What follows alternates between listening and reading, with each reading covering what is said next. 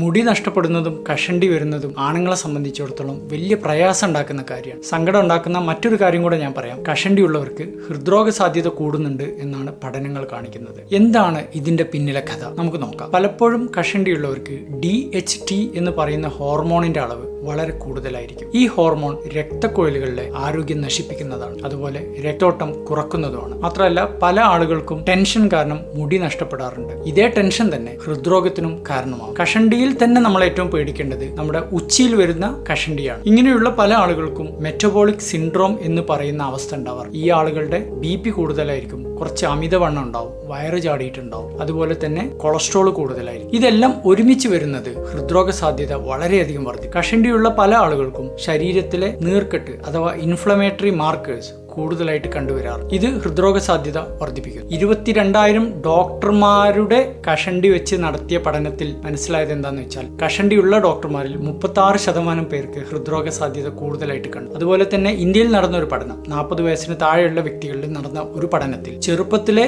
മുടി നഷ്ടപ്പെടുകയോ മുടി നരക്കുകയോ ചെയ്ത ആളുകൾക്ക് ഹൃദ്രോഗ സാധ്യത വളരെ കൂടിയതായിട്ട് കണ്ടെത്തി. കഷണ്ടിയും ഹൃദ്രോഗവും തമ്മിലുള്ള ബന്ധം ശാസ്ത്രത്തിന് മനസ്സിലായിട്ടുണ്ടെങ്കിലും ഇതിന്റെ യഥാർത്ഥ മൂലകാരണം ഇതുവരെ കണ്ടെത്താൻ കഴിഞ്ഞിട്ടില്ല. കഷണ്ടിയുള്ള എല്ലാവർക്കും ഹൃദ്രോഗ റിസ്ക് ഉണ്ട് എന്നുള്ളതല്ല ഞാൻ പറഞ്ഞത്, പക്ഷേ ഒരുപാട് പഠനങ്ങളിൽ ഇങ്ങനെയുള്ള റിസ്ക് കണ്ടെത്തിയിട്ടുണ്ട്. കഷണ്ടിയുള്ള എല്ലാവരും പേടിക്കാൻ വേണ്ടിയിട്ടോ ഹൃദ്രോഗത്തെക്കുറിച്ച് ചിന്തിക്കാൻ വേണ്ടിയിട്ടോ അല്ല ഞാൻ പറയുന്നത്, പക്ഷേ ഒരുപാട് പഠനങ്ങളിൽ ഇത് രണ്ടും തമ്മിലുള്ള ബന്ധം തെളിയിക്കപ്പെട്ടിട്ടുണ്ട്.